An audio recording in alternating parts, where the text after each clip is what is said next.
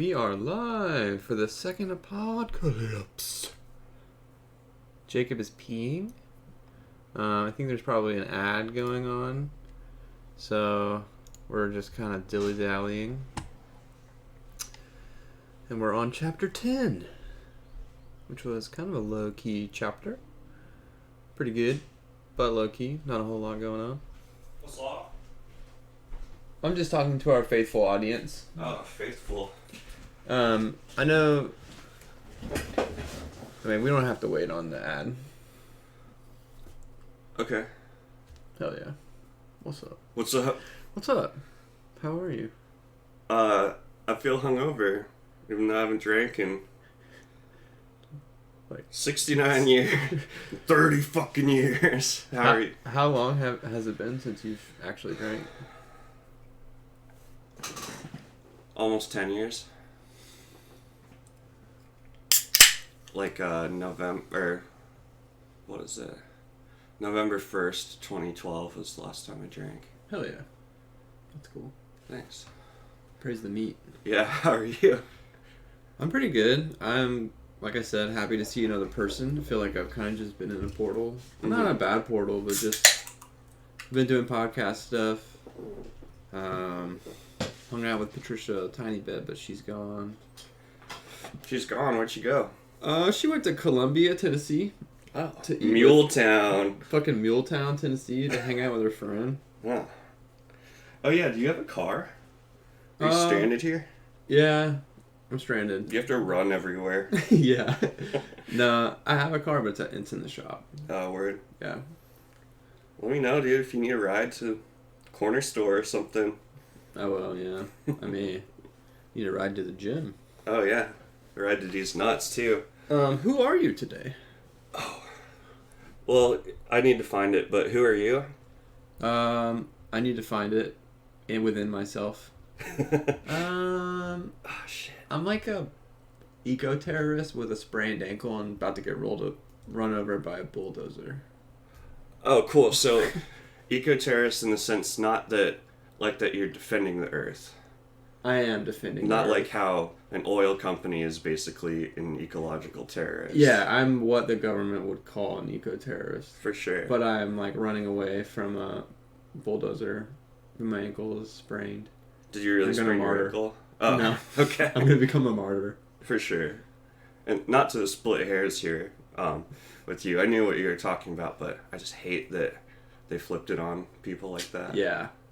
That makes sense. Yeah. Eco-terrorized my balls, you know? Yeah. I'm having trouble finding it. I'm the little pinky finger that Esmonette waves at the guy that was stoning her. Hell yeah. It's like, little dick. Not pendulous curving phallus. Yeah.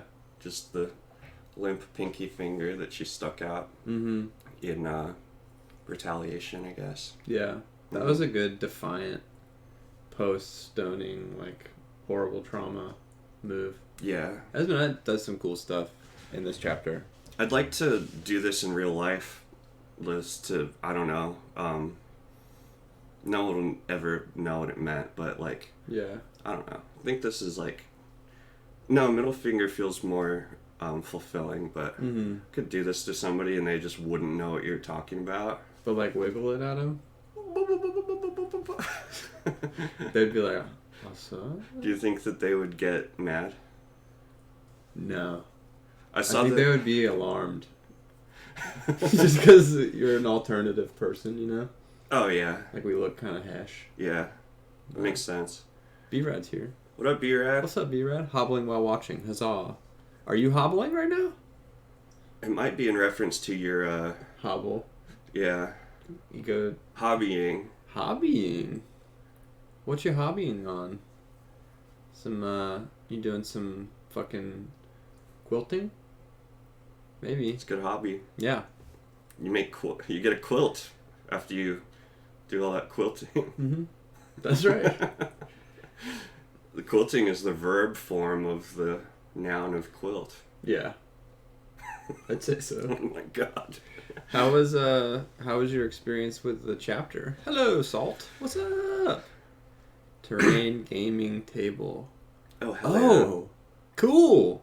It sounds epic. Dude, I used to do those when I was a kid. Are you talking about, like... I mean, I guess it's what it sounds like. But I used to do these, like, big, large-scale battles, like, on these huge tables. You know what I'm talking about? But it'd be, like, Lord of the Rings reenactments and also historic battles, like Civil War stuff. Do you get, like, the tiny little trees and bushes or whatever? Mm-hmm. Paint rivers on there? Yeah. That's so sick. It was super cool. War tables, just in, like, any movie, or, I mean, I've only seen them at, like, shops where people sometimes have... There's always, like, a shop in every town with, like, a giant Warhammer thing. Yeah. That I don't know how they stay in business, but there's, like, always people there. And smoking is still allowed in there. Hopefully. It's, like, one of the few places where you can still smoke. You know what I'm talking about, though? I don't know. I didn't know that they smoke, but... I just feel like all the, like, nerd shops I've been in or all the comic book stores smell so smoky. But in a good way. It reminds me of my childhood. Right on. Yeah. That's cool. Yeah. What's up, Saul? Appreciate your 3D synthes? Hell yeah. I appreciate your 3D synthes. It's excellent. Hello, Ring Thing. Thanks for the info earlier about the Discord and Warehammer tabletop games. Excellent, excellent. And then Jeff says we're gonna be in his ears. Hmm. While you're at the grocery store, what kind of groceries are you gonna get? Praise the meat. Get a big old hunk of meat. Uh-huh. Yeah. How was the chapter? Well, I was gonna say... Do you have something else to say? Yeah. No. No, come on. I was gonna be like, well, you know, not a lot of plot development, but a lot of world building, but... Which is, like, kind of true, but I'm mostly kidding, because that's just what we say 75% of the time, yeah. Yeah. I was confused as fuck at first, just... my brain's been fuzzy, but just some of the way that he describes stuff, I was like, is that a is that a real description? And I'll point out a couple, like, piling eyes or something like that. I was like, what does that fucking mean? Pining eyes? Or is it pile? I think it says pile, but... Weird. Again, it's like, I'm not my sharpest today either. Oh, that's fine. But I kind of got into it with the Benjuka, and Zynemus is sick. It's heady. The Benjuka part is really heady. Yeah, I was thinking, I cannot picture Benjuka, like, I can't really imagine what playing Benjuka would be like. Yeah. I just don't have that type of big brain. I know. Medium brain. I got medium brain. Mm-hmm. I got shallow brain. Swamp brain. Kiddie pool. Deep. Yeah. Deep end of the kiddie pool. Front porch redneck kiddie pool. Yeah. Yeah, there was a lot of heady stuff in the chapter, but it was really cool. There's a lot of nihilist stuff going on. I feel like a lot of questions, or just perspective on how Bakker views the world, or at least views the world of Yarwa. Very nihilist. Which, yeah. Do you feel like reading the first the passage? Yeah, sure. Okay, here we are, y'all. Chapter 10. This is Drusus Commune Compendium of the First Holy War. How should one describe the terrible majesty of the Holy War? Okay. That's it. No. It's just guys being guys, you know? Okay, sorry. Just guys being dudes. Even then, still unblooded, it was both frightening and wondrous to behold. A great beast whose limbs were composed of entire nations. Galioth, Thunursis, Setadon, Conraya, High Anon, and the Nansurium, and with the scarlet spires as the dragon's maw, no less. Not since the days of the Canaan Empire or the ancient North has the world witnessed such an assembly. Even diseased by politics, it was a thing of awe.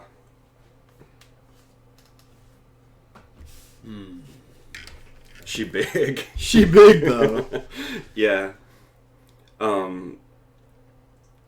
It's crazy. Like, in the whole 7-book series, but everything just keeps scaling up and up and up. Like, we find out the Vulgar Holy War, 100,000 people died. Mm-hmm.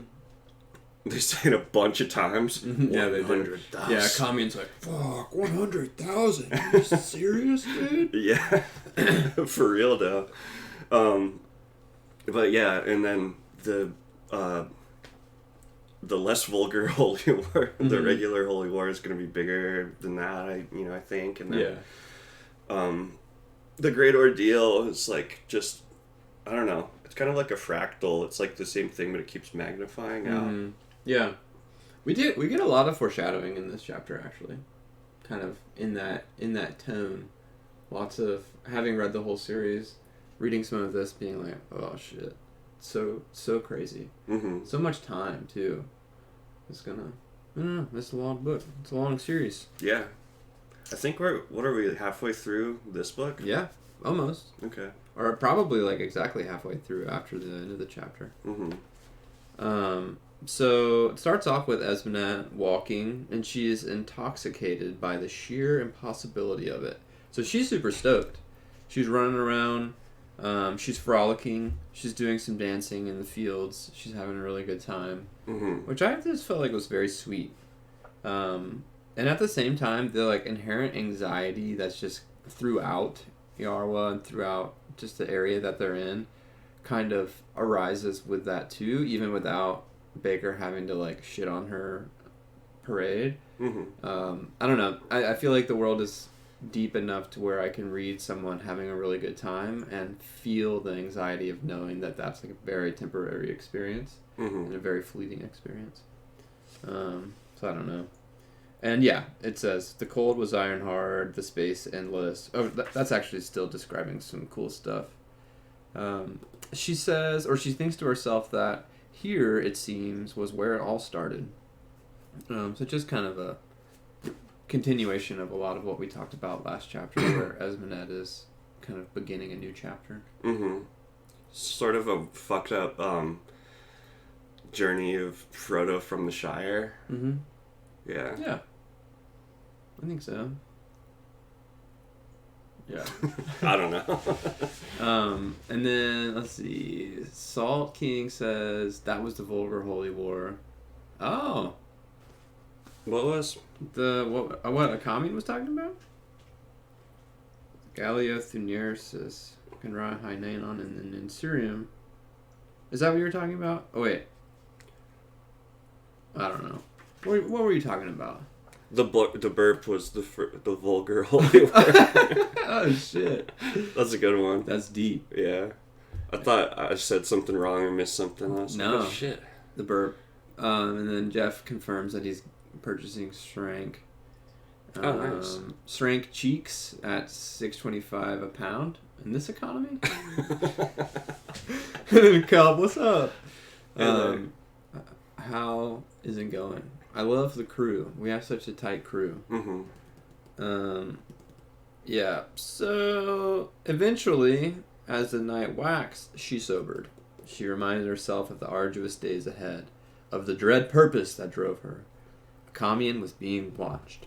So she swiftly reminds herself that her world is terror and sadness, which I relate to. Yeah. Oh, I'm really enjoying myself, and then I remember, well, it's gonna end. Everything's gonna end. It sounds like our friend Sam. Yeah. It's like there is no pleasure without suffering or something. Yeah. Like sad boy. Yeah.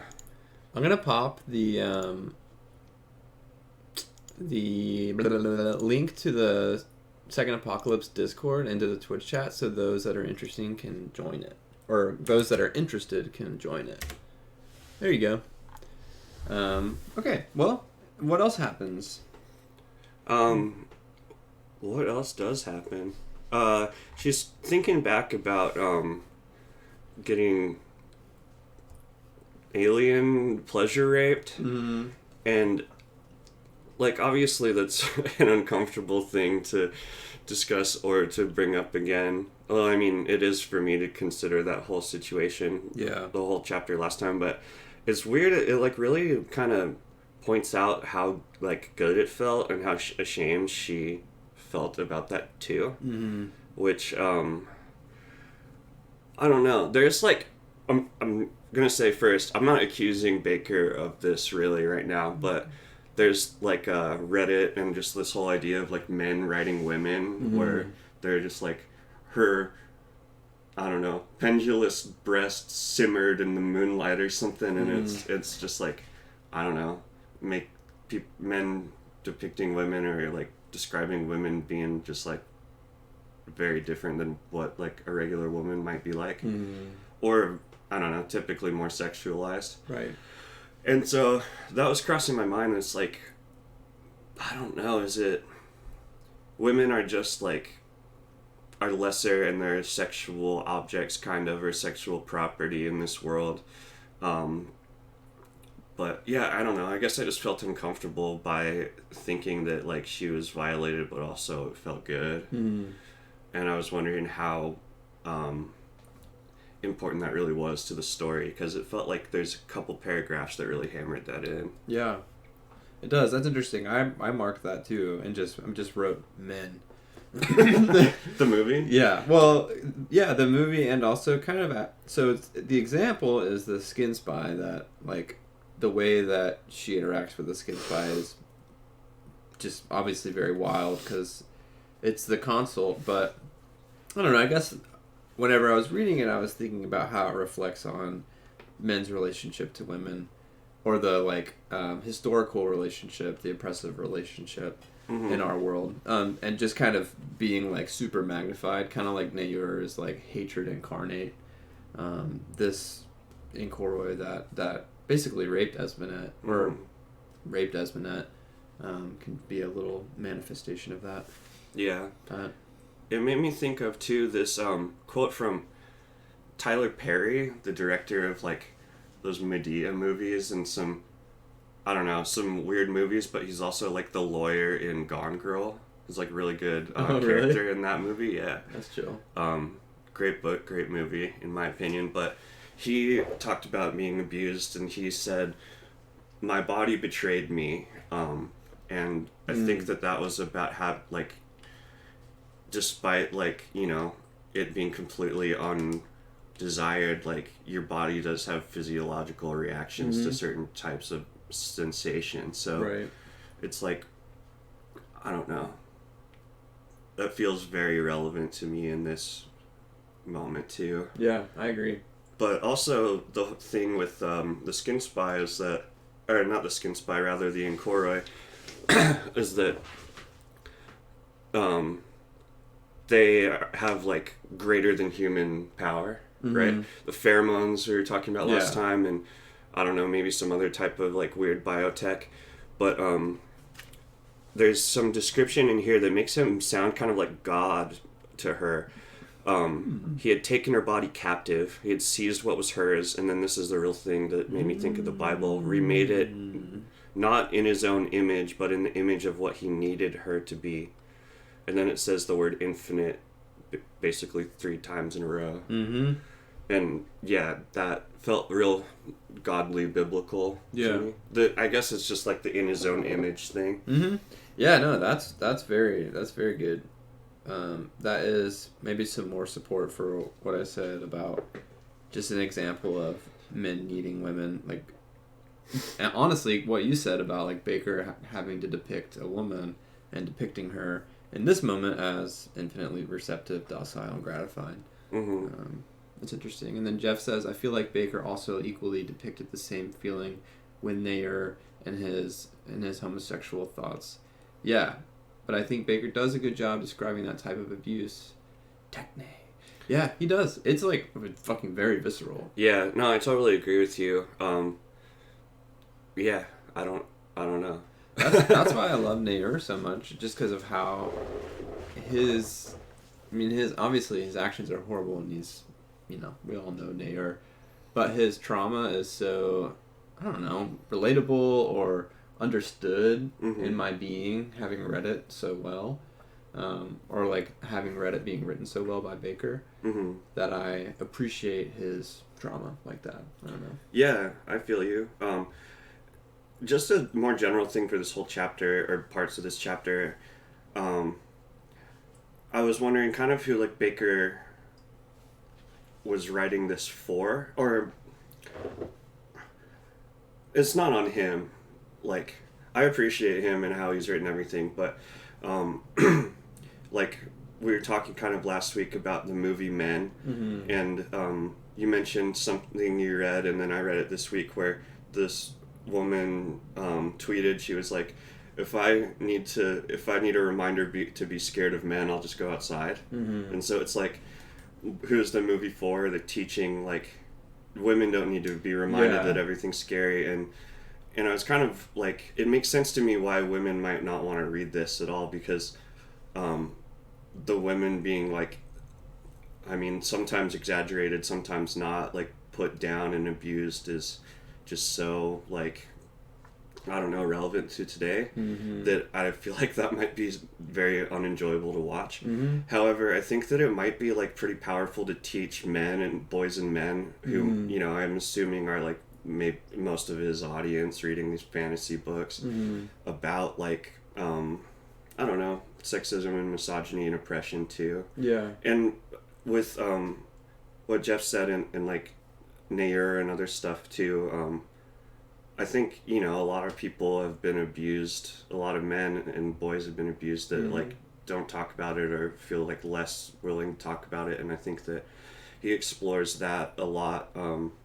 Well, not talking about it and processing it, but I think that comes up a lot in here in these books in this series, so that could be beneficial to help people, you know, deal with what they've experienced in their own lives too. Yeah, I hear that. I think that's valid. And it's a slippery kind of gray area, because you could also argue that it does some harm teaching in that way by just providing examples that men are probably used to and could just kind of glance over as the norm.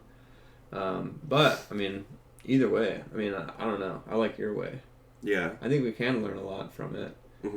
And I also think it's a bummer that it would be difficult for women to read this, or like, you know, it could be difficult for a lot of people to read this, not just women. Yeah. I mean, I think probably all of us have experienced a lot of like revulsion and just like, oh my god, like like the number of times I texted you in the middle of the night when I'm reading and just being like, fuck, whale mother, like. Oh yeah, for sure. So I like specifically don't watch, I mean, there's probably exceptions, but watch movies with rape in them. Yeah. But, like, so, I mean, I probably wouldn't read books like that, other than this series, you know, which is my big exception, or I think it's treated differently, for sure, like, notedly differently in this. Yeah. But, yeah, there's certain things that I just, like, don't feel like encountering in the world. But I think Bakker kind of redeems what could be considered like just kind of blatant misogyny in his writing by allowing Esmenet, or not allowing, but showing how Esmenet still manages to be empowered during these times. Like whenever she's getting stoned by the people, afterwards she like kind of bounces back immediately and like fucking like fucks with that guy. Yeah. Just like, so she has this like well of power, and I think a lot of the women do, but it's in the backdrop of this misogynistic world. And I think that's a very redeeming factor, or like a very illuminating aspect that's kind of cool to think about. Because even though she does have all this power, she doesn't necessarily like triumph over men in her life until she becomes the real whore of Sumna. Yeah. Yeah, and I mean, that's analogous to our world too, where you can be a super powerful, like, individual or interpersonal type of person, and then you still like can't really even like stand up even this tall to the system. That's another example of, and I think we talked about it a little bit, how it's either all or nothing in this series. Like you never really get to meet the like fucking middle class sheep farmer. I don't know, I think that's not super. Oh, I actually did mark that though, because she starts at some point she sees some like fruit salesman or something. Oh no. By mid-morning she came across a roadside hostel where she loitered in hopes of joining the small group of wayfarers. And then two men held their backs stooped beneath great bushels of dried fruits. I don't know. I just thought that was kind of cute. Some merchant class? Yeah, just some, merchant class. They're not even in the Holy War or anything. I guess they might be following it. Yeah. But we do have some chat going on here. Kelpfron came in. Do you want me to read that, or should I read that? Those were both you. Huh? Okay. Okay. So Kelpfron says, now what I'm always interested in this. So I'm assuming this is Bakker. Yeah. Now what I'm always interested in all my books is the reader, their moral sensibilities, and their biological drives, among other things. I always assume this reader is male, so the idea always is to engage them in conflicting ways, to draw them in with puriescence, then saddle them with something difficult. What a fucking rigorous word that is. The point is to render that the kinds of scenes you find throughout much of the genre in ways that make them difficult to digest. That point to the conflicts and complexities, Bakker. Yeah. That's awesome. I feel like that's a lot of what we're talking about. A system that tells you to shut up for the people. Very relevant. That's what Jeff says. That's a great quote. Thanks for posting that, Kelpfron. Yeah, where's that from? I mean, I haven't heard it before. So. Yeah, that's cool. Yeah. Prurience is an adjective that's... God, this is even more rigorous. Having inclined to have or characterized by lascivious or lustful thoughts, desires, etc., causing lasciviousness or lust. Okay. Okay, where's to draw them in with basically sexy stuff. Mm-hmm. Yeah. That's how I'm gonna dumb it down for myself. Right. And then saddle them with something difficult. Yeah. Yeah, I think that, I mean, it's really cool. I didn't think he was, like, really that fucked up or that ignorant or, like, you know, some of the stuff that I'm bringing up just to discuss is, like, not stuff I'm accusing him of exactly. Yeah. Or at least I don't think I am. But, it's cool to show, like, how intentional he is with, what he's doing. Mm-hmm. Yeah. I like that. Yeah, there's another thing about his relationship with women that I'll bring up in a bit too, that it's some outside of the story stuff that I found interesting. Yeah. I liked it. Yeah. Yeah. Outside story stuff's good. Well, here's my confusion about the piling. Oh, yeah. She shivered in her cloak. Her breath piled before her. Was that just like... Oh, fuck. Oh, shit. It's like calling a lake a pile of water. Yeah. I mean, you're not wrong there. I remember in high school, one teacher was talking about how badly written the Da Vinci Code was by using this one example where it says this guy stumbled to his feet. And at the time I was like, yeah, that's dumb. But after, I don't know, it stuck in my brain for the second half of my life since then. And I kind of feel like that's not that bad of a sentence, because you could, like, trip and, like, still kind of catch your balance and be standing up, or, like... Yeah. Yeah. I can totally see someone stumbling to their feet. So Dan Brown is vindicated. Dan Brown's the best author of all time. But, yeah. Let's get him on the podcast. Yeah, I'll just give him a call. So, yeah, I was wondering if their breath piling was just because it's cold and it's like, I don't know, being able to see your breath, and it felt like it was just, like, you know, it's a metaphor. Mm-hmm. I don't think it's, like, literally, like, plopping out in piles and making a stack. It is a very interesting choice of words. It's viscous. Makes the world seem thick. Which, for some reason, the metaphysics of the world does make the world seem quite thick. I don't know. Interesting. Yeah, there are a few other things where he gets, like, pretty poetic, just at least in my opinion. Yeah, he pops off in this chapter for sure. Yeah, more than I remember in past chapters. Mm-hmm. You want to keep going? Yeah. What does she do? She keeps on walking. She groups up with this band.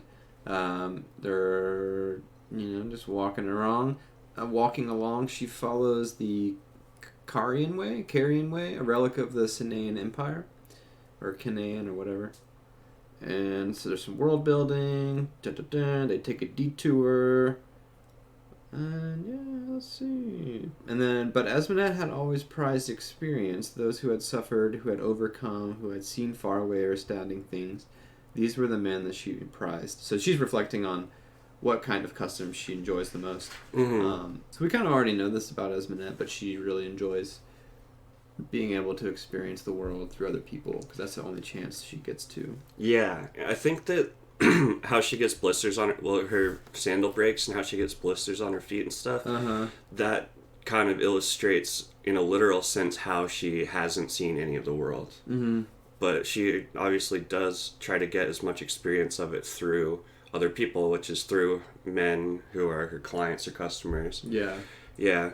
I was thinking with the sandal, I don't know if this is accurate at all, but I've heard this argument that Jesus wasn't poor because he had sandals, and that people back then, most people, or the poor people, were just barefooted. Interesting. Yeah. Could see that. Again, I have no fucking clue how, how much of a luxury sandals were. An Earbrowrian slipper. Yeah, a Rararian leather thong. Ferrari slipper. Dude, I was just looking up the lyrics to Thought It Was a Drought. Oh, hell yeah, what is dude. Dirty Soda Spike Lee, the Future song I earlier? fucking love Future. I was listening to Future last night at the gym. Nice. For hours. I got super swole. Oh, hell yeah. That was cool. There was something that made me think, it might have just been stuck in my head, but I thought We Got Purple Activist, I Thought It Was a Drought was gonna I thought I might have a tie-in for this chapter. I don't think I actually do at all. Wait till you hear my metaphor about Migos. Oh shit. I'm just kidding. Versace. Yeah. I Look at my fucking dad. love the Migos. Yeah, I know. It might be super cringe that I said the Migos. I think it's just Migos. But they're fucking great, man. Their music makes me so happy. Anyway. Yeah. I'm just going to mention from the chat real quick. Keltron said that the comment was from Bakker's blog. It's a 2012... 420... 2012 damn. Post. B-Rad? Smoke some kush, dude. What's up? The 3-pound brain, which...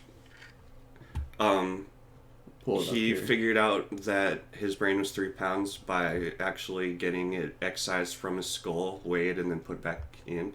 Bakker did? Yeah. Yeah. That sounds about right. Didn't we learn head weighs 11 pounds? Yeah. Cabbage. Because we were wondering about the cabbage. And it's water weight. How much of your brain is water weight? Dude, the word... know. Oh, are you actually asking? Yeah. No. Clue. Please, no. Well, you know how we got wrinkly brains and smooth brains? Yeah. And the word convoluted, complicated or kind of unnecessarily whatever mixed up. The wrinkles are actually in our brains are actually called convolutions, which I think is funny in just a linguistic way. Yeah. That where our own wrinkly ass brains are actually causing more problems than maybe some smooth ones would be. Damn. Yeah. Is it ableist to call somebody to say smooth brain? I would never call somebody that, but even saying it. I don't know. Maybe. I don't know. We don't have to get into it. Yeah, I mean, I'm totally fine calling people idiots, even though that's probably not fully PC anymore. Yeah. No, yeah. I get you. So, Esmonette says something that I wanted to ask Chat and you about. So some nihilist stuff. She's thinking several people had cured her of this belief. Let's see. What was the belief, actually? So she said they left lightened of both silver and seed. She's talking about her custom. Mm-hmm. But she had convinced herself that they took some part of her with them. That she had expanded somehow. That she, Esmonette, haunted eyes that watched and warred with the world. I thought that was cool writing. But she immediately, as she does, ruins her joy by reflecting on someone who told her that no, sweetling, when women dip their cups in men, they draw only what's been stolen. Mm-hmm. That quote just reminded me of Yatwer and the Yatwerian cult, because I feel like they're always talking about what's given is what's received or some shit, or you can only give what is already given. I don't fucking know. Maybe I think somebody in chat might know or have thoughts on that. I highlighted that last thing, that when women dip their cups in men, they only draw what's been stolen, as some very cool, profound sounding sentence that I do not understand at all. Yeah, same. I don't get it. I mean, I did highlight the thing about her feeling like her men clients were taking some part of her with them, and I wondered if that's like actually how sex workers would feel. I mean, I'm sure some do, Mm-hmm. but it's like, I think that that's kind of an idea that men have, or that maybe a lot of people, no, definitely a lot of people, not just men, have about sex workers or prostitutes, that like you're whoring yourself out, right? That like you're giving yourself away, or you're making yourself less valuable by banging a bunch of people or banging for money. Yeah. And like I haven't done it, so I don't know if it actually feels like that. Like, Yeah. it could feel like you're just clocking in for like your warehouse job too, you know? Yeah. Because it is selling your time and your body in the same way that like capitalism uses our time and our bodies for lots of other jobs. Yeah. I just haven't really had capitalism use my penis very much that I know of. Yeah. Yeah, but it also says that no, they don't. I don't know. But yeah, someone will have to give us their take on that. They only draw what's been stolen thing. Yeah. I wonder if it's like men think that they're superior to these women because of like, you know, they're paying them for the privilege and it's like a luxury, and I don't know. But really they don't actually have a leg up on the women. Yeah. Yeah. The secret power type of thing that you've talked about. Yeah, I think that's probably accurate. All this giving and taking shit gets obscure, mostly goes over my head. Yeah. Yeah, that's alright. Oh, there's a good quote I remember because it's in some Thou lyrics, but it's from the second series. It's a Bakker line, though. It's from... I'm going to forget it now. It's like, from seed to womb, from seed to furrow, the right hand cannot give to the left. Yeah. Which I also mostly don't know what Yeah, that means at all. I love that quote. Uh-huh. You remember what I'm talking about? Yeah, I remember. I think I texted you about it. Oh, probably. Yeah. I don't know. But yeah, I'm with you, Kelpfrond. And I think we can proceed onward. There's some crazy shit here, right below. So she's reflecting, let's see, about a Kidro Hill cavalryman, the one she had thought she loved, who came to her a second time without any recollection of the first. Oof. Bummer. And he says, "You must be mistaken," he had exclaimed. "I'd remember a beauty such as you." Rough. And then she says, or she thinks, then she had given birth to her daughter. Okay. Is the daughter in Kidro Hills? Is it Kidro Hill? Probably. I don't know. Is that my Mara's dad? I mean, it's more likely than a lot of people because it seems to fit the time frame better. Yeah, because he comes back a second time. And then Bakker in the footnote says precisely 9 months later. I'm just kidding. I was like, where? What? I don't know. I just thought that was cool. Yeah, I mean, it fits the time frame better than a commune. Yeah. Well, and then she says some super nihilist shit. Bummed me out. She knew now, however, that it had simply marked the transition from one set of self-deceptions to another. It's just a bummer. You could really start thinking that everything is just a self-deception. Yeah. Yeah. But who wants the truth, you know? Yeah, ignorance is life. Yeah, commune. Yeah, dude. You remember that book that I think it was right before I moved back here, but I was texting you about a lot, called Conspiracy Against the Human Race. It was the Ligotti book. Yeah. I've just been thinking about that a lot, and I think I'm going to read it again, but I don't know. I've been vibing with the nihilist stuff lately, and just the thing that he constantly repeats in that is that consciousness is the parent of all horrors. I love that line. Yeah. And I don't know. That seems to be very fucking prevalent in this universe here. Yeah, for sure. Yeah, so there's a lot. We could talk about Esmond's musings all night. We may want to... She be musing. Yeah, she muses a lot, but that's okay. There's Esmet thinking about a bunch of stuff, and then there's like Kamian and Zynemus thinking about a bunch of stuff in this chapter. I love their back and forth, dude. They love each other. Oh, so yeah. Sweet. Uh-huh. Zynemus is an interesting character. Yeah. Definitely. Then she goes to the village. Should we talk about the village, or do you have more about her musings? No, there's just so many good lines that I don't get. Like, profound words that we'll probably have to read this again at some point and think about it more, see what blog posts or blog or Reddit or whatever people might have to say. But I'm ready to go to the village. Where are we at? The encounter with the shitty kids? Yeah, with the shitty kids. They say, "Are you a whore?" He asks baldly. Some just like fuckhead kid, I guess. This reminded me of the kid in the movie Men.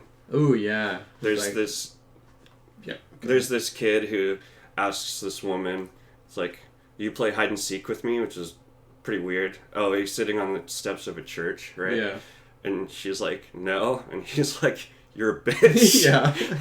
She's like, "What?" Okay. It is like that. Yeah, big shithead kid energy. Yeah, but scary. Yeah. I mean, these guys get scary real quick with the stones. Yeah, they start immediately like fucking with her, throwing stones at her. One of them says, She is a whore from Sumna. That's why she hides her hand." And then Esmeralda just pops back and says, "Don't you have stalls to muck, slave?" Her tone sneered. Yeah. She gets him pretty good a couple times. Oh, for sure. Tells them, "Go finger your chimney." Zynemus has the zingers later in this chapter too. Yeah, there's a lot of like reflections or whatever, similarities in the two halves of the chapter. Yeah, there are.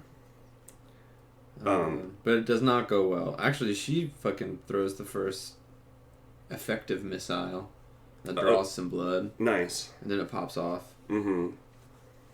So, I'm wondering, like, just how many stones are around in villages.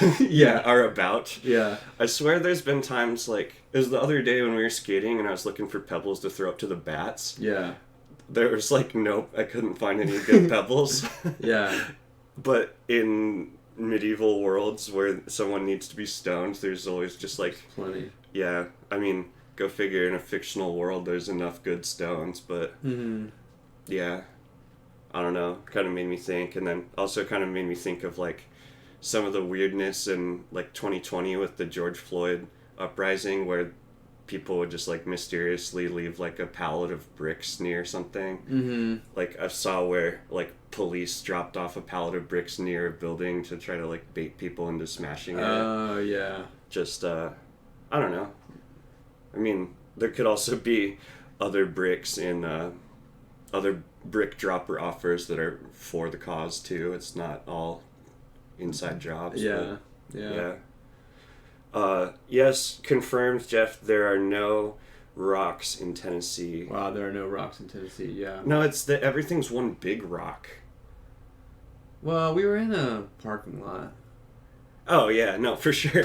I'm just thinking, like, in my backyard, I was trying to grow, like, those oyster mushrooms, and my bucket got all moldy, and so I dug a little bit into the ground in my backyard to put all the stuff and then put dirt over it, and it's, like, 4 inches of dirt, and then just giant, like, rock floor. Yeah. We got rocks. Just one big rock. Yeah. That's my theory. Yeah. That's a good theory. Third rock from the sun. Put some baking soda on it and you can rock it up. You know what I'm saying? Yeah. Sorry. Pyrex. Yeah. Pyrex. Back to the Migos. Uh-huh. The Migos. Sorry. I'm horrible. Kelfron refrains. These books don't feel nihilistic to me, even though a lot of people describe them like that. Yeah? Like the quote says, the books are constantly stimulating your moral sensibilities and inviting you to make judgments, and then pulling the rug out from under you by showing the situation is more complicated than your initial judgment. You're constantly thinking about morality while reading these books. That is very accurate. That's a great That's great commentary. Yeah, I agree with you. I guess my response would be my limited knowledge of like nihilist philosophy would be that it's just like these books contain a lot of that type of stuff where it's not saying nothing ever matters or everything sucks necessarily. Thomas Ligotti would say everything sucks. Yeah. But I think it's like just generally a more cynical outlook on things, or a more, perhaps realistic way of examining the world or suffering in the world. Yeah. Might be, deemed as like nihilistic, but in the sense of the word, like for philosophy. Mm-hmm. But I'm not a PhD minus dissertation guy, I've just I read a Camus book and I read a Ligotti book, and then I've tried to read other stuff, but I don't understand it. So yeah. I read like the tiniest bit of Nietzsche, and then I was like, I'm way too suicidal for this. That was a long time ago. But yeah, Kelfron, I mean, I agree. I definitely don't think these books are any one thing either. Like, yeah, that's at true. all. There's all kinds of stuff. I'm good, thank you. Crack another brewski. Yeah, man, totally. So at one point, this I thought this was funny. When the fat one guffawed. No, it's whenever Huzzah and guffaw. the fool threw as though his arm were made of rope. But some grit momentarily blinded her. I just wrote pocket sand. Oh yeah, the fistful of dirt in your face. Yeah.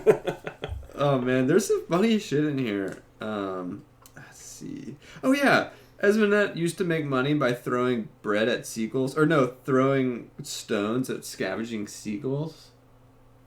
Right? I totally missed that. Dude, it's Who's paying her to throw a little? I would do that. I don't know. Okay, she said she raised another stone in her right hand, hoping they would duck and run. As a child, before her body bid her to do other vocations, she had worked the wharves, earning bread or quarter coppers by throwing stones at scavenging gulls. She had been very good.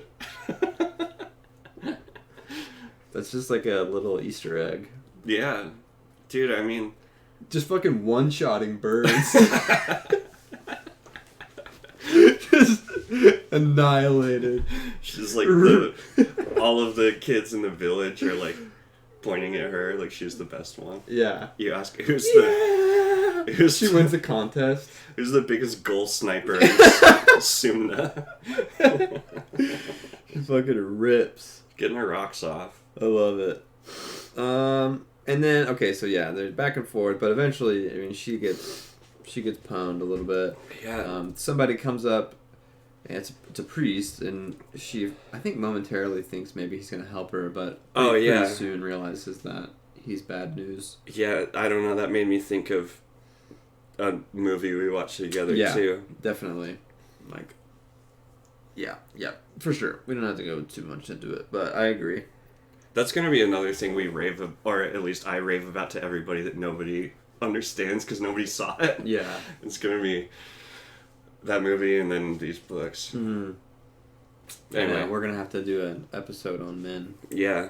That would be a really sticky situation. I'm not like a feminist theorist. Probably would put my foot in my mouth a lot. But anyway, he says, suffer not a whore to live, the old priest recited, for she maketh a pit of her womb. That's some lore. It's like straight up Bible stuff, right? Yeah. I don't know if that's a direct quote, but it sounds very biblical. Yeah, I don't know the Bible hardly at all, but yeah. Yeah. Agreed. What's up, Meg? What's up? The priest, thinks that... I mean, he thinks he's better than her, which is, obvious, because he, in their world, he's a priest, he's a man of God, and she's a whore. Mm-hmm. And it was interesting to me just to think about it because he's acting like a really shitty person. And I don't know, I think that he thinks his authority is given to him by God, so it's he doesn't have to be responsible for his actions. Mm-hmm. I mean, he's not thinking about I am going to hurt this poor woman with a stone and yelling at her, and what is it? I don't know, making her embarrassed. Yeah. But yeah, just that, I don't know. I don't know if I really have anything to say about that. It's just that, like, God entitles the people to act the way that they do, and just obviously made me think about the fucking Supreme Court last week or this week, you know? Yeah. Where it's, you know, God is giving people the authority to do stuff. Yeah. Which is weird because, like, humans wrote all the books. Right. All the Bible, and I don't know. I guess that it gets down to what you believe, and then it's impossible to argue with belief. Yeah, for sure. Yeah. No, I think it's interesting to think about. It's like God has almost a similar disinhibiting effect that like alcohol does or something. It like limits, or it opens up a gate of restraint that you might have once had. If you feel like God's on your side, then you can do some crazy wild shit. Yeah. Because that's like eternal, I don't know, eternally backing you up. Yeah, no, that's very well said. That also is just exactly what the Holy War is. Yeah, totally. Yeah. This is, damn, dude. Oh, God. Bringing it back around. Come on, dude. No, it is, though. And the whole folly of it all is that they think that they're good. But they all get fucking fucked. Yeah. Like, worse than they could even ever imagine. Yeah. Saul King says that Christopher Hitchens always said that religion causes otherwise moral people to do very immoral things. Yeah. I haven't read Christopher Hitchens, but there's a POS song, the rapper POS, where he goes, "You'd rather be discussing Christopher Hitchens or how to make bombs with shit you find in your kitchen." Ah. Nice. Yeah, I've never heard of Christopher Hitchens. I think I've heard that quote. It's a very good quote. Damn. But everybody gets on the side of the religion, whether or not they actually care about her being a sinful whore, or just wanting to fucking break, I don't know, their boredom and attack this woman. Right.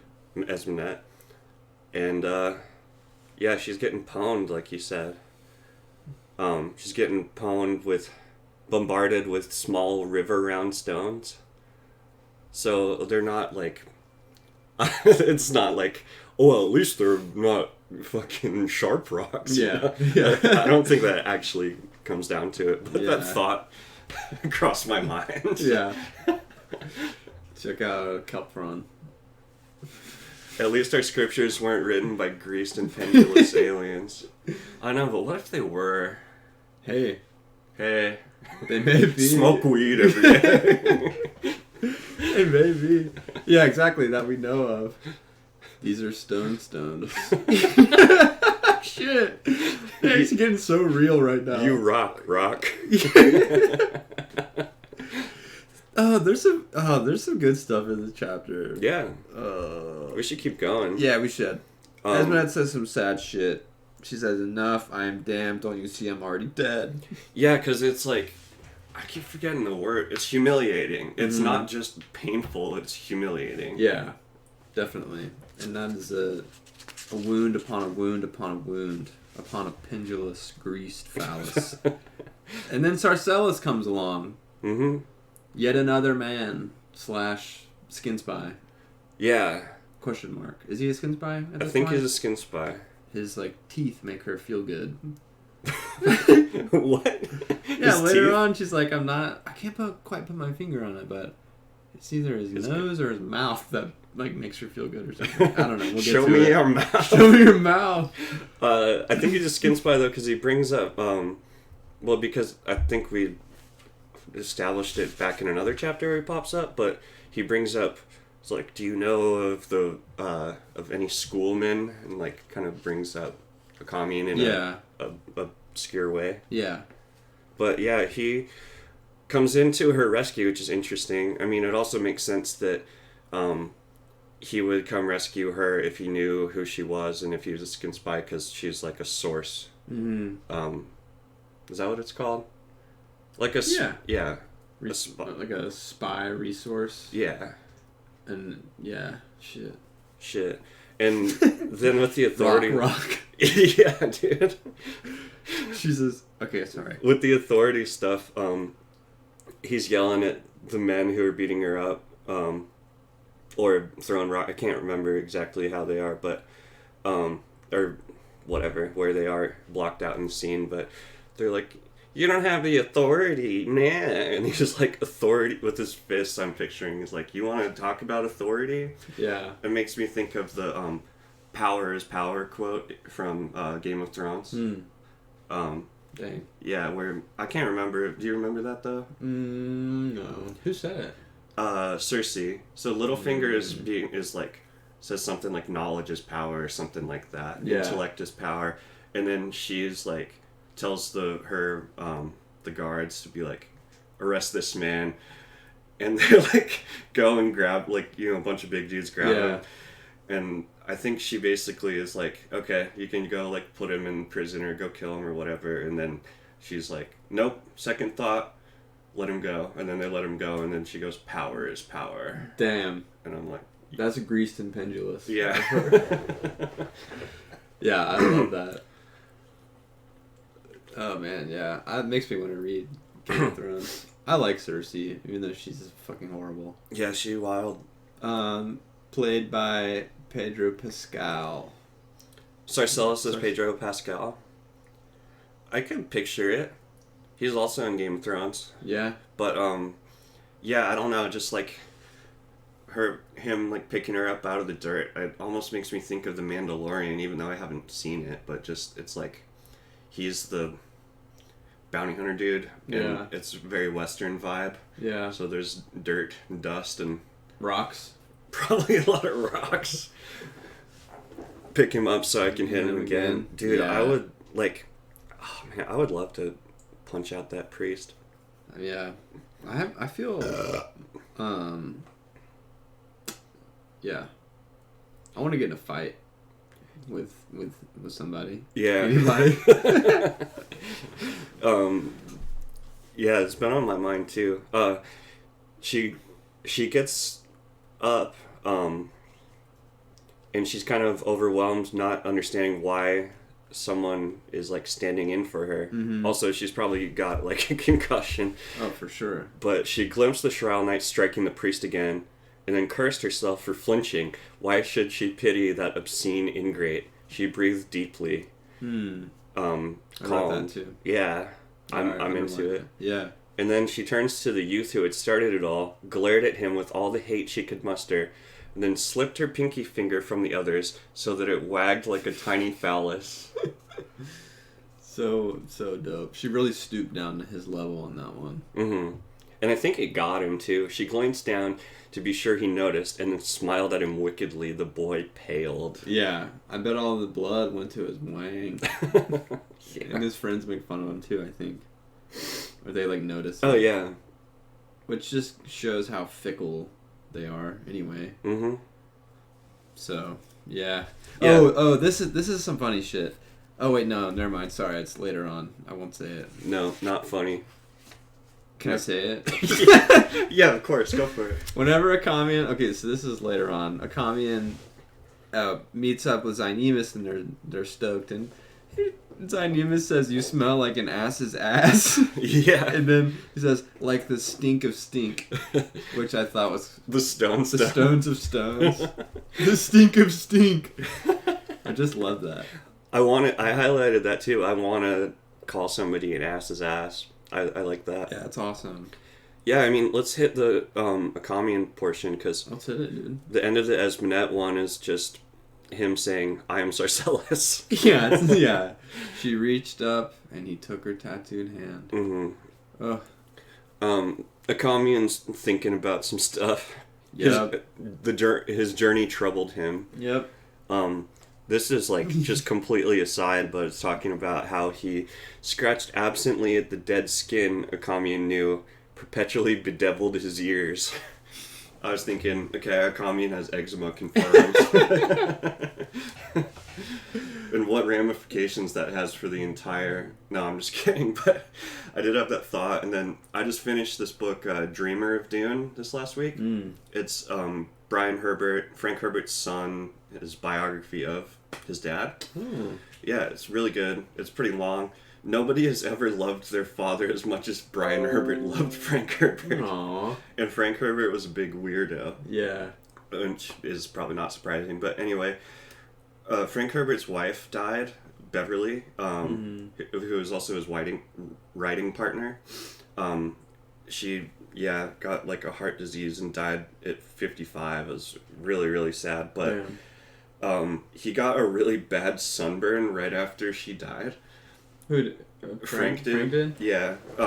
Because they lived in Hawaii, and I don't know, I guess he just had to like do a lot of moving stuff or something. Yeah. And I don't even really know why he mentioned it, like the author Brian, but he talks about it like probably 3 or 4 times about his like the scaly skin on his dad's forehead, and he had to like keep using like ointment, like medicated ointment as he like went to different book tour stops and stuff. And it just made me think of that. That's interesting. Yeah. And it's such insult to injury too. Yeah. Herbert. Yeah. So he's got a commune's got eczema though. It's not a sunburn. Yeah.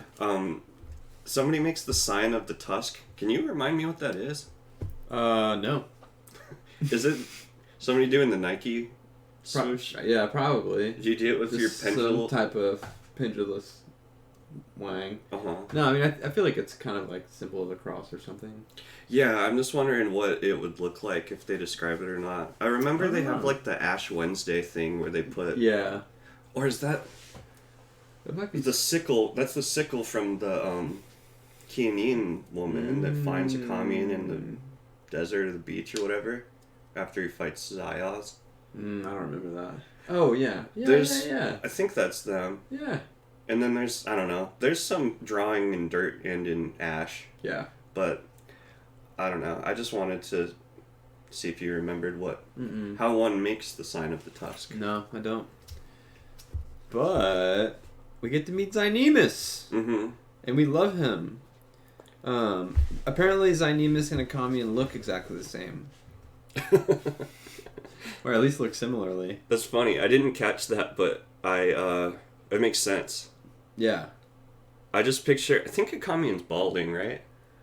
I don't know. Okay. Yeah. That sounds right. I think he is, but I pictured Zynemus for some reason as having no hair. I picture him having a beard. no eyes. Rough. Horrible. Yeah. Having no hair, you said? Totally bald head, big beard. Yeah. Big ratty dirty beard. I can see that. I just see 2 pits where his eyes used to be. Sightless pits. Yeah. But yeah, they're homies. They talk about some of their good times. A commune kind of thinks to himself that he's surprised that Zynemus didn't call him Seswatha. So I guess a commune's just feeling really schizophrenic in general during these times. Yeah. Yeah, do you have any... I wrote some, or I underlined that part about the gnosis too. Okay, for sure. Well, just real quick, it talks about how a commune and Zynemus know each other, and they're connected through Proyas. Mm-hmm. A commune was the tutor of Proyas, and Zynemus was the sword master. Kind of made me think of Dune. Mm-hmm. Yeah. Thufir Hawat and Gurney Halleck, I believe, are the guys. Yep. Which are Patrick Stewart is the is Gurney Halleck in the David Lynch Dune. Yeah. And he's got a battle pug. Did you notice that? That's so funny, dude. I know. What a fucking weird movie. Oh, and he goes, moods are for cattle and love play. And I just barely got that joke like last week because moo is in mood. Oh. And so it's for cattle. Alright. Unless cows are like famously like emotional. Yeah. I think they do. Are they kind of emotional? Enough to not want to be tortured and eaten. Yeah. Dude, so you know how I got obsessed with hockey pretty, like, quickly this year? I just was watching a lot of just random videos and interviews and stuff, and they were asking hockey players what they would ask their pets if their pets could talk. Mm-hmm. And one guy goes that he would ask his pet if he had feelings. Mm-hmm. And I was like, you fucking idiot. Like, do you not think your pet has feelings? What do you do to your pet? Like, you let your pet out? I don't get when people say that animals don't have emotions, because it's, like, so obvious to me. Yeah. That's funny. I didn't even know that people said that.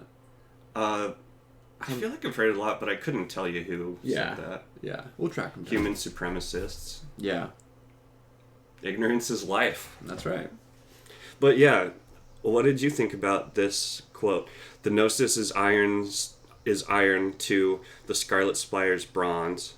I just thought it was very illuminating. The Gnosis is way more powerful. Yeah. Just a good example. Yeah. It's weird though, it kind of took it back in a way to me in my mind. It said, somewhere it says that Gnosis is the only thing that could match up to the Anagogus. Mm-hmm.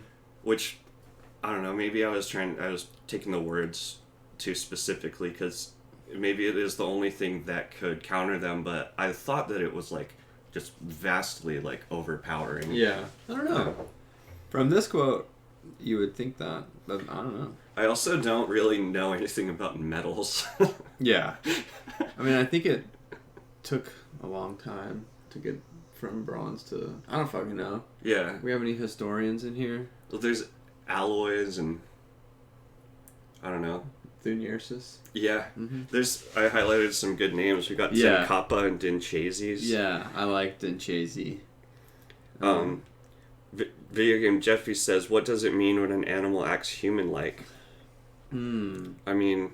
Just acts like an animal, but a human relates to it. Yeah, that's what I was thinking. We see ourselves in the animals.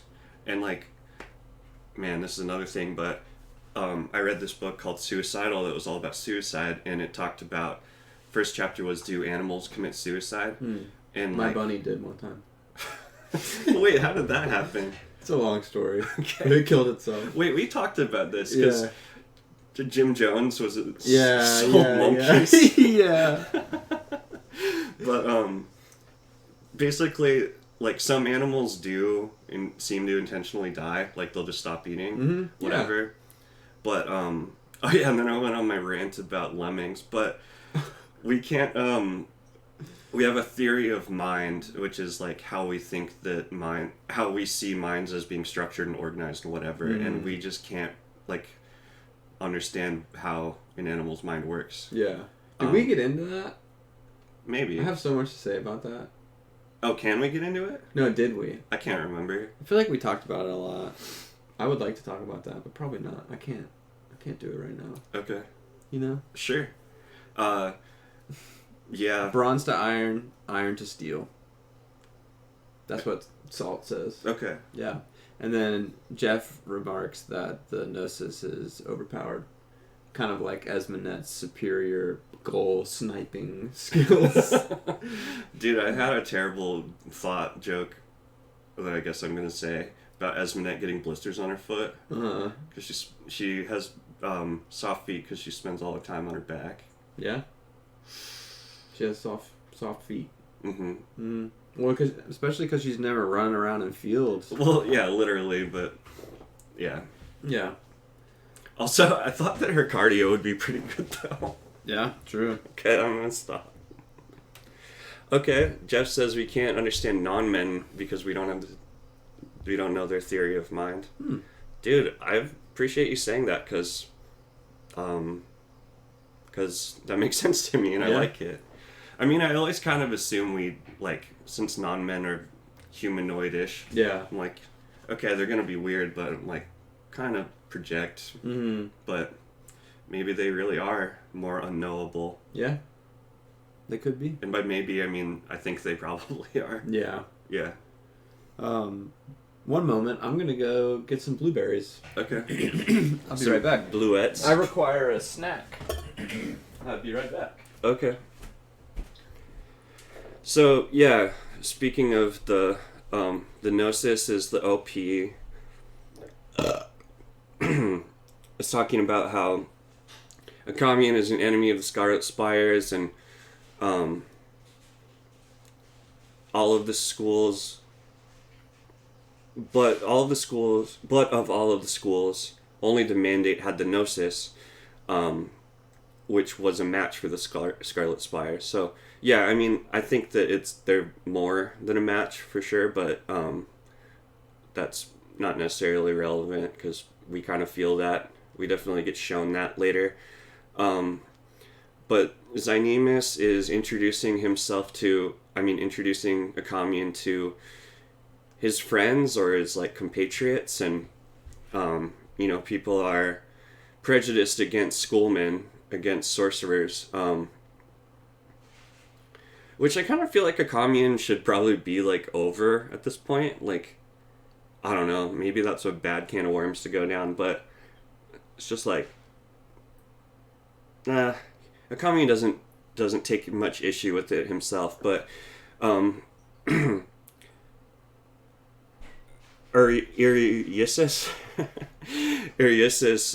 comes out of commune and he goes, "May the gods drink deep," juices a commune. "May they celebrate one who is damned." And then Zynemus leaps up, instinctively beating at his hair. Oh, no, wait. He kicks the fire, which engulfs Urias. How the fuck do you say that word? Which one? Irysssas. I don't know. He engulfs the antagonist man, and he's like, "What you say? What you say?" I know, I love it. Yeah, and I was thinking He loves a commune. Yeah. With a fiery passion. Get yourself a friend who will like immediately try to fight somebody for your honor. Yeah. Especially like when you don't even say anything at all. Yeah. And I thought that was so cute. First wrote love. And then Dinchazes tries to throw his homie under the bus. Mm-hmm. He looked to Commune apologetically and says, "We're not with him. We're just pissed drunk," which was Dustin Dolan's birthday yesterday. Oh yeah, my least favorite skater of all time. Yeah. Ring says he found how to make the sign of the tusk. Also, Jeff says anagogic is like the D&D magic, and Gnostic magic is like sci-fi laser magic. Ulysses. Let's see. Ulysses. I don't see an L in it though. Silent L. No way. No way. Is this gonna turn out to be like porn or something? I hope not, but we gonna watch Oh, is it. this ASL? What is that? American Sign Language? As in animal. Oh, dude, this is about to be fucking lit. Ooh. It's sort of like the... Oh, we're gonna have that on repeat. Also, if you are stroking two pendulous phalluses at the same time. True. Damn, is that what Bakker intended? Dude, is that person related to Steve Jobs? Maybe. Or they shop at the same store as Steve Jobs? They kind of look like the open skin spy. Is that fucked up? This poor person is like doing their life's work making a visual translator. Yeah, that's really cool, actually. No, there's nothing wrong with this translator. I'm just... No, we love this translator. Yeah, Salt King thought it had the two archphallus look too. Uh-huh. Oh yeah, Meg says, what about Bam Margera? What about him? I don't get it. Not your least favorite skater? Oh, no, Bam's cool because he's so, like, he sucks. You know? What does that mean? I don't know. He's a legend. Dustin Dolan sucks. In a bad way. You know what I'm saying. Get the audiobooks. You'll get pronunciations for everything. Best way to reread. Dude. Boy, we got those. Yeah, that's the problem. I mean, the problem is me. Yeah. It's woody brain is what we call it sometimes, but Canoe brain. Huh? Canoe brain. How so? I don't know. Sorry. Yeah. It's funny, dude.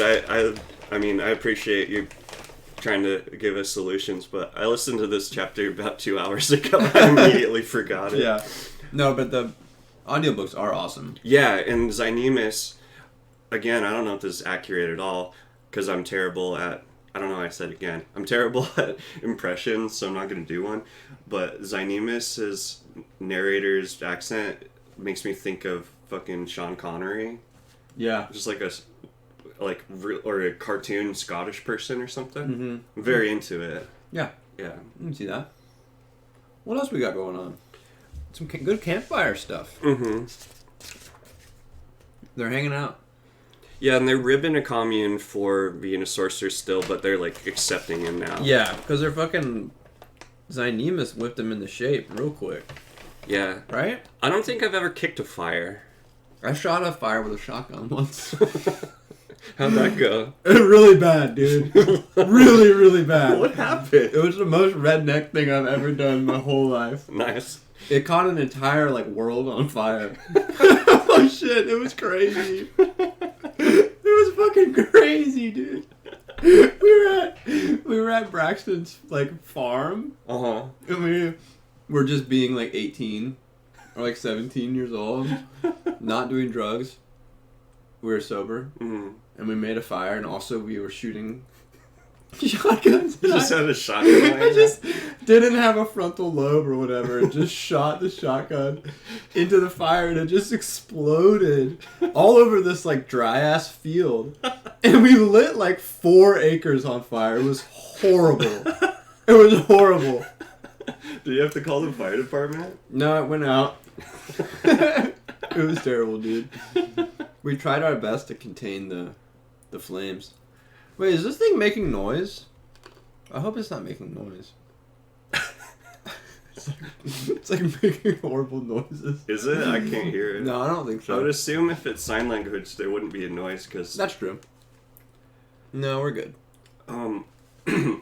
At this party once when I was 18, I was talking to this guy, and he confessed to me that he started a forest fire. Oh, God. On purpose? No, he wasn't thinking it was also the frontal lobe thing. Yeah. I mean, I was 18, he was probably 23, so I thought he was like... That thing was almost fully cooked. Yeah, I guess so. But, you know cottonwood trees? Yeah.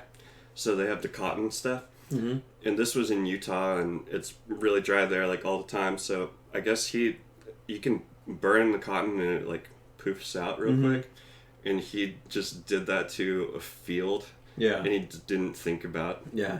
Yeah, and it just fucking went up. And then he immediately got in his car and started booking it out of there. And he said he saw, like, the fire truck, or, I don't know, the, like, Forest Service truck with... I don't know how they respond to fires, but just blazing past him. Oh, that's so scary. And, like, you can get in huge trouble for starting forest fires. Reasonably so. Yeah. I don't know how... I don't think that was, like, one of the more destructive ones, but... Yeah. That's so wild, dude. It was, like, one of those things where... I don't know. Like, whether you're drinking or not, it's, like, late at night and you get a little bit less... inhibited, and you just like let out something that you should probably never tell anybody. Yeah. That's funny.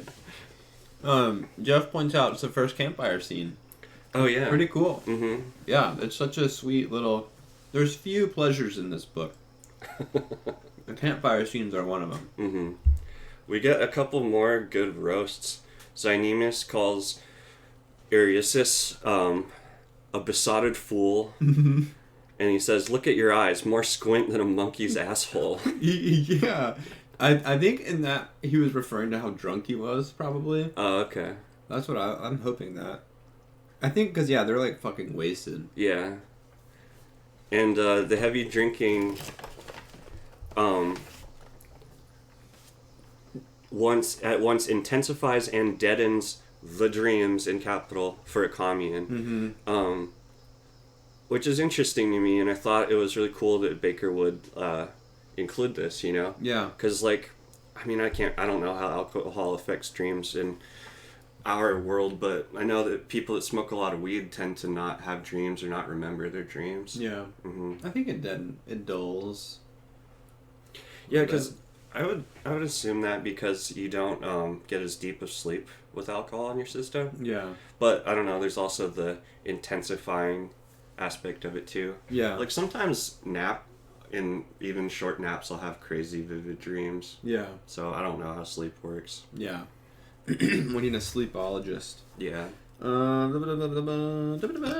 what happens? Well, they're talking about the Holy War, and Zynemus is like, "You were at the Hagurna?" Yeah, and he's like shaking my head. Hagurna is just one of my favorite words in this zone. Yeah, her gonna be kidding me. That's a good one. Thanks. Oh, what did you write for this one?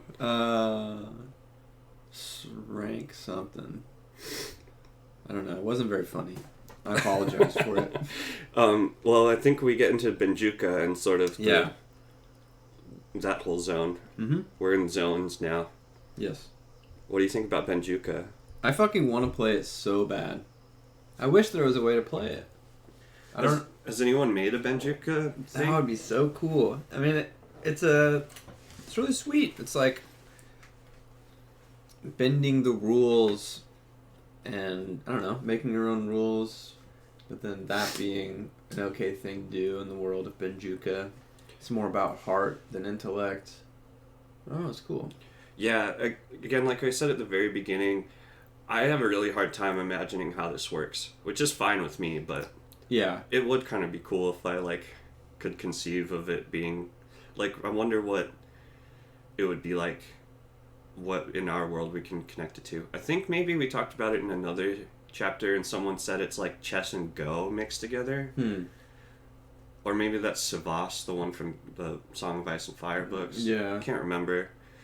Have you seen New Girl? I think I asked you this last time. No, I haven't. But they play a game that seems a lot like Benjuka and New Girl. Oh, is it a fictional game? Yeah. Okay. It's called True American. Okay. In that same hockey player interview, just was asking hockey players random questions, one guy says that New Girl is very underrated. New Girl's fucking awesome. I fucking love New Girl. For sure. Alright, we got some stuff from Kelp over here. A commune had almost forgotten what it was like watching men about their fires. The arms folded against the chill, the mouth smiling, laughing, tongue and teeth peeking in and out of the firelight. The gazes hopping from face to face within the cage of camaraderie, only to return to the furnace coals during the inevitable lulls. At first it struck him as something fearful, an exposing of what humans do when they turn their backs to the world, their inferiority laid bare. Is this from... Yeah, dude, that's beastly. Their inferiority laid bare to the vaults of dark infinity, cracked open like oysters, with no walls save a warlike nature. But as the moments passed, he found the sight more and more affecting, to the point of feeling old and maudlin. That in a place so vast and so dark creatures this frail would dare gather about sparks called light. They seemed at once precious and imperiled, like jewels mislaid across open ground, something sure to be scooped up by jealous enormities. Yeah, that is like fucking MLB heavyweight champ writing. Yeah, that's beautiful. Seriously, super beautiful. It's getting cosmic. It's cosmic. But it's also... holistic. Yeah. And it's arduous and rigorous. Dude, that's an arduous passage, but it makes me feel like I'm out of fire. And I don't know, it's so cool the way he writes. I get to experience what he's writing very well. Yeah. There's this, I can't remember the philosopher. It might even be like a nihilist philosopher, with the quote-unquote nihilist for philosophy, but there's this idea called the singular universal, where it's like the essence of a greater thing can be contained within a smaller thing. So I learned it on podcasts too, and they use the example of a pen. So in this pen, you can see the history of chemistry with all of the different elements and molecules that were put together, and in the Industrial Revolution and machinery and everything, maybe even computer intelligence programming how to make these on an assembly line. Basically, that it's a fractal thing again. Mm-hmm. It's the marble on the cat's fucking collar in Men in Black, you know? How there's another universe in there. Yeah. I mean, that's not exactly what this is saying, but I think that it kind of does go from, in the paragraph, from a commune seeing the furnace coals and seeing, like, the essence of what parts of, like, an element of human nature being revealed, and then it also zooms out into the universe, and it's like, I don't know, I think about the sparks being like stars and lightning bugs being kind of like that too, you know? Mm-hmm. Yeah, dude, totally. I mean, that's a very, well, like, Tech Nine Han always kind of talks about how, you know, everything we interact with, every person we interact with is an expression of literally everything else. Mm-hmm. And, like, you can't not exist at any point. Like, when you die, it's not a big deal, because it's like, who's dying? Mm-hmm. And, like, we're the clouds, we're the ground, we're the grass, and everything. And yeah, I like that. Like, you can, I mean, in that process, like, seeing the pen and knowing all the work that came into, or all the experience that led up to it being here, it's a very, like, there's a deep bowing to existence in that, I feel like. It's like acknowledging all of the toil, and there's just the probability of us, like, being born in this universe, like, super low. And, like, it's, I don't know, there's an immensity to it. A great immensity. Yeah. The stony stone. Yeah, there's a stone to it. Sponsored by Nashville Smiles Creation. Just kidding, sorry. That's okay. Pay us. Pay us. Pay for our Spotify. So you could say that your ass is grass. Yeah. Okay. Mm-hmm. I just wanted to say that. Mm-hmm. Man, I'm getting all wanky with the philosophy stuff, but I got another one that this thing of Benjuka. Well, let me go to this first. It'd been played since before the apocalypse, which was what? It was like either 2,000 or 3,000 years before. Yeah. Multiple millennia. I don't know much about the history of other games, but I know about tarot cards because I read tarot cards, and they're only 600 years old. Yeah. And they come from playing cards, which sometimes people think it's the opposite. I did before I learned this, but yeah, playing cards gave birth to tarot cards, I guess. Yeah.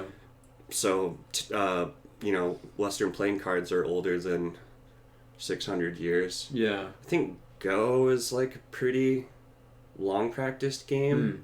I don't know. I was just trying to figure out how long things might have existed in the same form that we know them. Yeah. Like, could we play, you know, chess against somebody 1,000 years ago or not? Yeah. It's interesting to think about. Yeah, stuff is super young, comparatively. I don't think we have a lot that's that old. Except for, like, patriarchy. Yeah. And it describes, I mean, I think that it's kind of philosophical in how he's describing Benjuka and the rules of the game. The rules were the game. Mm-hmm. And if one played by different rules, then one simply played a different game. Yeah. Since a fixed framework of rules determined the meaning of every move as a move, games possessed a clarity that made life seem a drunken brawl by comparison. So, I kind of have no idea what that means. But it made me think of this essay from this anthropologist, rest in peace, named David Graeber. Mm-hmm.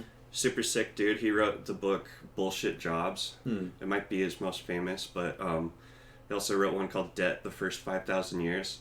And at the end of Bullshit Jobs, I think he has this portion that's an essay you can read online called What's the Point If We Can't Have Fun? And it talks about play as an organizing principle of the universe, where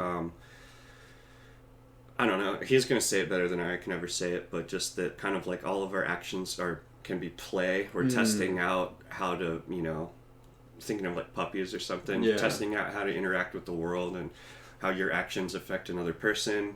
And, you know, I don't think that like puppies are like inherently trying to kill much, you know, so that perhaps we're not like, I don't know, the idea of like learning consequences and how our actions affect the world and shit. And he goes into it, but it also talks about play versus games.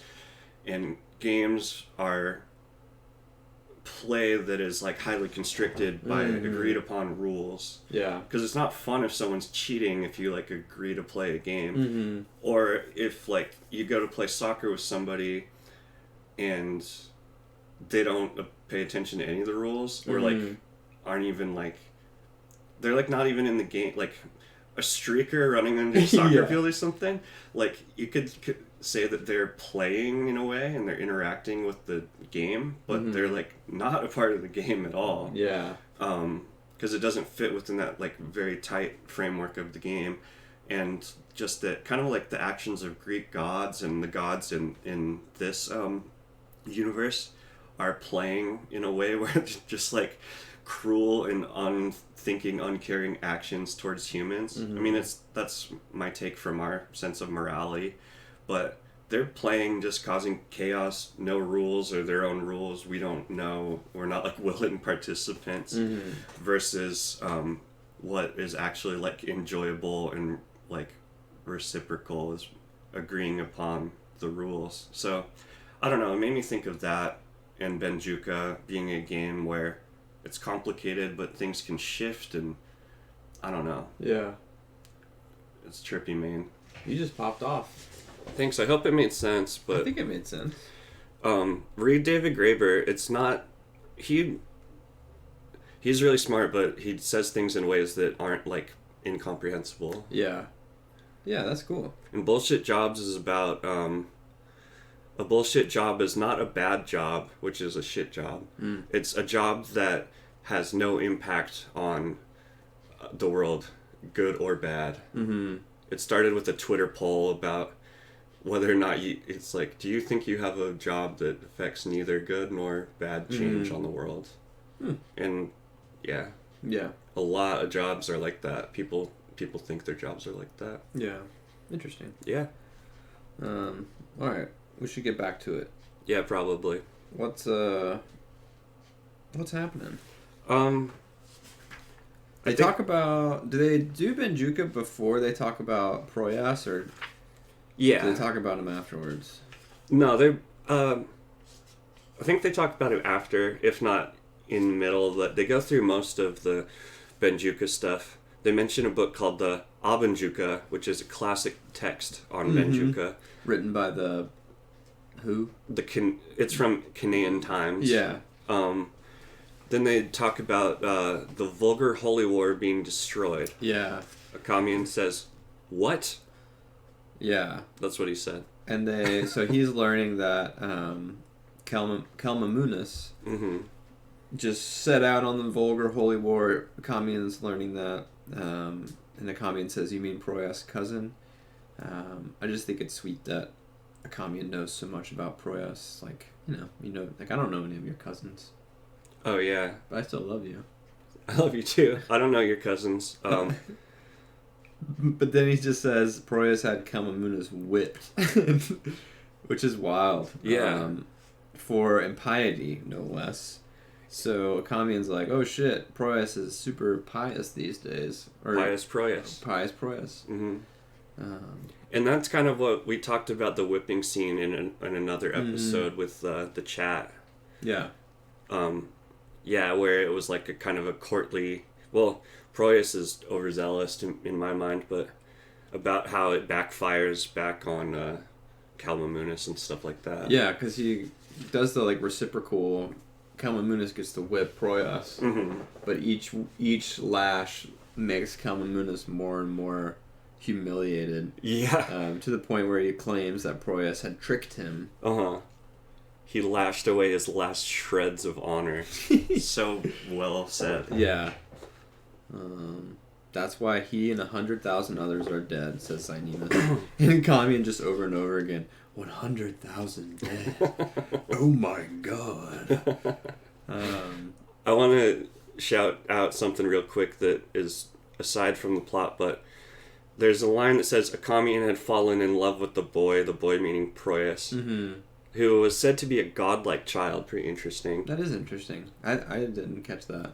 I didn't catch that until looking at it just right now. Yeah. But there's some, I don't know, hints towards pederasty in my mind. Again, you could fall in love with someone, with their being and have it be non-sexual, but I don't know, just with our, the other things that we, made us suspect that our commune was a boy diddler too. Yeah. Or that it's, cultural to diddle and be diddled. Yeah. For some reason, that passage doesn't make me feel like that. I don't know. I think because Zynemus and he are just riffing about, like they're just reminiscing about their time teaching Proyas and stuff. Yeah. It just seems a little bit more wholesome. No, but I don't know. I agree with you. I just think if you take the literal words, especially out of context, it could be used as another hint. Mm-hmm. That's not really relevant, but it popped up to me. Yeah. The other thing that I wanted to say that was not relevant too was just a memory of a commune where Proyas and he are talking.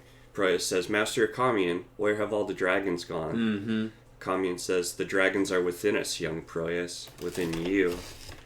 Proyas is like, meh. It's like, I don't feel a dragon in me, bro. Yeah.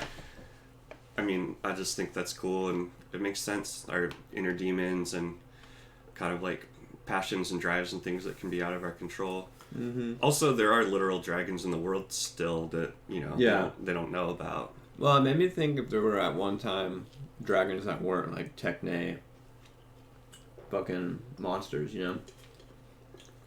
Yeah. But Zynemus said something cool.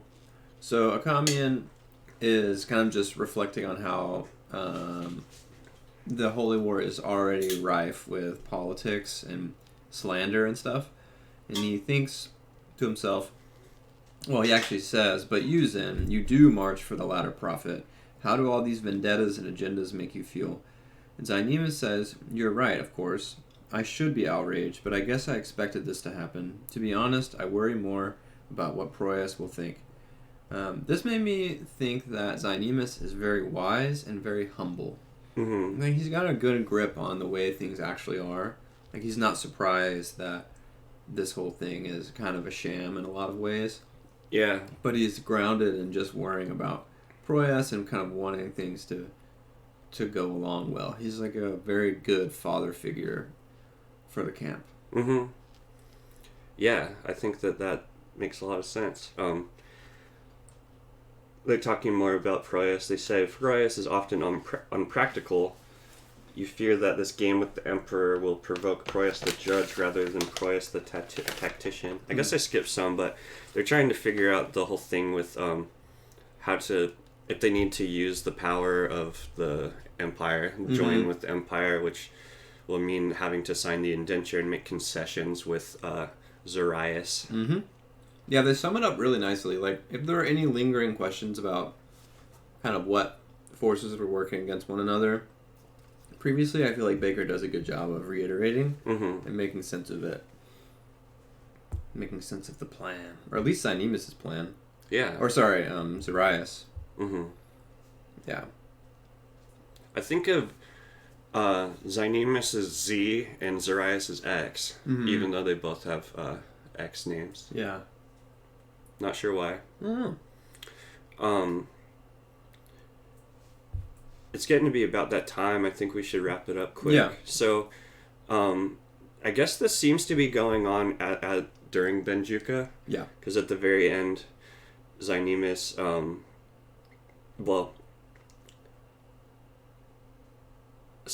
a commune staring at the board. He stared numbly at the silver and onyx geometries of the Benjuka plate, the abstractions.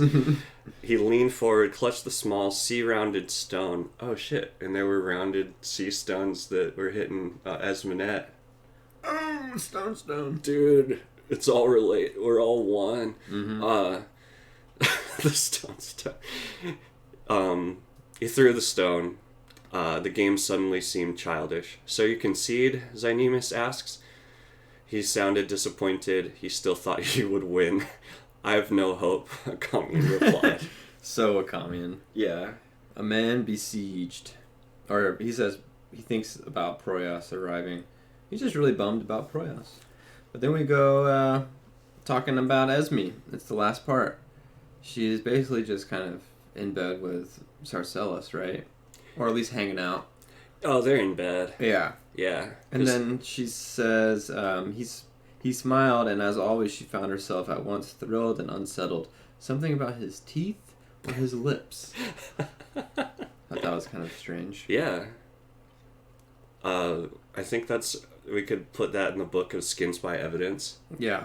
Maybe when you're... Stinky or sexy lips and fucking teeth. Because they probably, like, have their crazy techne microbiome butthole things on you. Oh, so the unique breath? Yeah, like saying? They exhale something. I don't know. Oh, okay. I mean, they've got a... Dude, I don't know. My brain is literally done. I have no idea. It's all good. Yeah, I don't know. Let us know if you've ever stared face to face with a skin spy, if you can tell. Yeah. If a normal, uninitiated civilian can tell. Do you feel like Biden is a skin spy? I don't know, man. I don't know either. I saw this picture of him curling iron, which I don't even know if it was real. Mm. And it was just something about him being like a secret mastermind. Mm. And I was like, damn, that would make sense if he was really playing us like that, but I think the whole system is playing us. Yeah, yeah. Kelp says, note that the scandal was about Proyas having a peer whipped. Yeah. He could whip slaves and subordinates all day, and Akka and Zynemus wouldn't bat an eye. Bakker low-key challenging our moral sensibilities again. Yeah, that's a very helpful comment. Yeah, that's interesting. The castes in this world are so entrenched and deep. Mm-hmm. The Janan. Yeah. Janana, be kidding me. Mm-hmm. So the last sentences of the chapter, Esmenet is turning to Sarcellus, fixing him with a languid look. Okay, sorry. This is after he says, do you know what the Nilnameshi say of women who love fools? And she says, no. What did the Nilnameshi say? And he says, that when they sleep, they do not dream. I don't understand. Yeah, the only thing I thought that could make sense of it was that you're selling yourself short if you marry a fool, or you love a fool. Yeah. You can't dream of anything better. Yeah, probably so. Yeah, but I don't know. It's one of many, like, epic-ass lines in this whole chapter that I don't think I'd really get. Yeah. I think it's funny whenever the skin spies, they're just, like, going off script, like, doing their own thing, kind of. Like, fucking with people in weird ways. Yeah.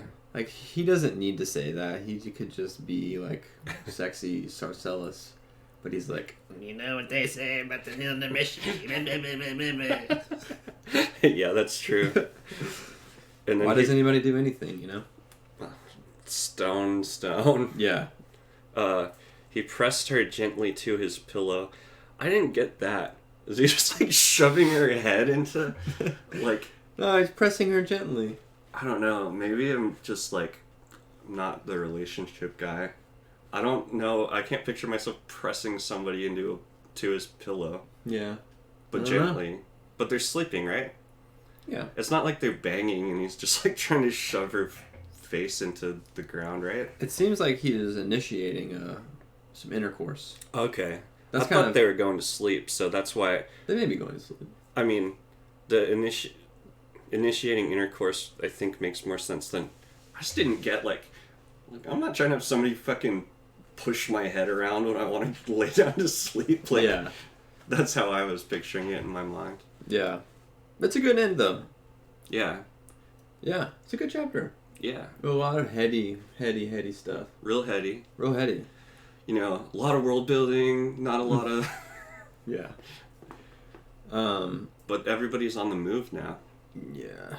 Everybody's on the move. That's right. Things are getting going. Mm-hmm. Thanks for everybody for hanging. And Hermbro says, I guess you could probably tell after seeing one and confirming it was one. Look for the sexy mouth, I guess. Keep an eye out for the sexy mouth. That's why Don't look at people's mouths for too long, though. That's why Enrolatus was screaming, right? Yeah. He wanted to see if she was a skin spy or not. Was that it? Oh, Or was he just trying to read her face? I mean, maybe both. I don't know. And also just being a fucking creepo, monster, psychopath, Yeah. shit-covered psycho. He's like, I am God. He's covered in shit. Stabbed somebody with a cum knife. You remember that? Yes, That was dude. pretty crazy. I love that, man. Video game Jeffy also confirms my naivety about just being a weird, Head down. helping her go to sleep. unless he thinks people sleep face to the pillow or something. Yeah. I don't know, man. I'm toast. I'm toasted. Yeah, me too. Some toasted meat. Yeah. I hope grocery shopping went well. Oh, yeah.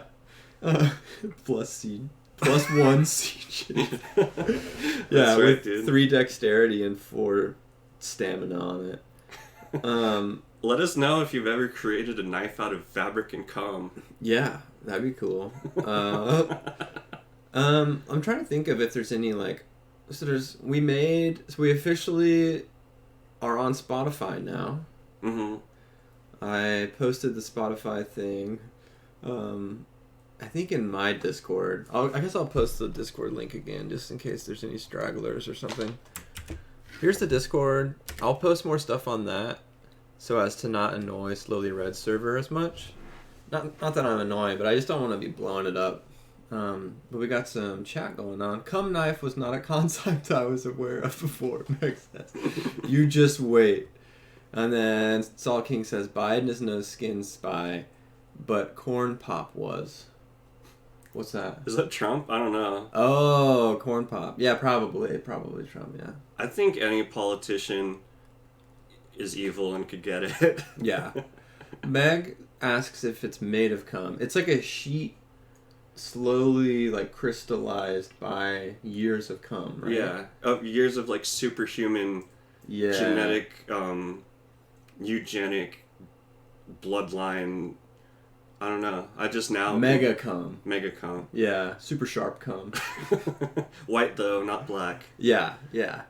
And then Jeff confirms that he purchased some pasta shells and they're cooking now. Congratulations. I'm about to see about eating some food too. Yeah, so we're on Spotify. We got to figure out how we can post more than one episode a month. Oh yeah. But okay, yeah, so it costs $20 a month to be able to post as many episodes as you want, I think. So that's why we made a Patreon in case anyone feels like donating $1 or something. You certainly don't have to. But somebody on YouTube was like, do you have a Patreon? I would 100% donate to it. And I was like, what? Why would anyone do that? yeah. But it would go towards that. So if you want, that's chill. But also, fucking cares. Yeah, and we're also not trying to gouge you by No. having an ad on the beginning of the Twitch stream. We literally don't know how to take it off. I've taken again, not the most crazy amount of time, but I think I looked for 15 minutes on how to fucking take the ads off. And I think once the ads are on, you can't really take them off. I mean, that's probably 10 more minutes than I would look. Yeah. Well, I was in a portal about how to get all this shit figured out. But honestly, having a Patreon makes us look more official. Yeah. So that's cool. Yeah, We're we not, should though. launder money. We can launder money. And on that bombshell, it's time to end. Back to the studio. Truth shines. Truth shines. Love y'all. Thanks for hanging. Thank you. Ooh, and thanks to any podcast listeners on Spotify. Woo! You know what I'm saying? Yeah. Or on YouTube. Or on another service, which we will... Undisclosed. To be determined. Time is a flat circle, man. Time is a real flat circle. Okay. Everyone, have a wonderful night. Goodbye. Enjoy your evenings. Goodbye.